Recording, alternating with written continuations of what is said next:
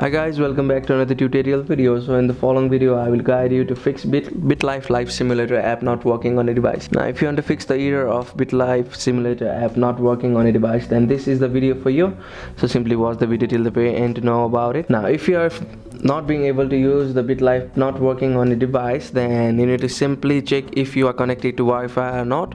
So if you are connected to Wi-Fi and the app is still not running, then there may be some update available for the app. So click on App Store and search BitLife simply and see if there is any update available. Now if you see the option of update on the place of open right now, then there may be any update available for the app. So click on the option of update to update it. So if you update the app and if it's still not working, then there may be some issue on your app there. So to fix it, go on settings on your device. And after clicking on settings, scroll down a bit until you see the option of general. So under general you'll see various options. Simply click on the option of iPhone storage and scroll down until you see the option of BitLife. Here is the option of BitLife, and in the option of BitLife you'll see the option of offload app, which is highlighted in blue.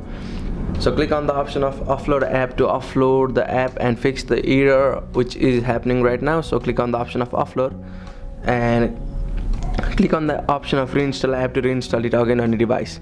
So after doing this, you'll be able to fix BitLife app not working on a device. So that's it. That's how you can fix the BitLife app not working. Thank you for watching the video. Please don't forget to like the video and subscribe to our channel. Thank you.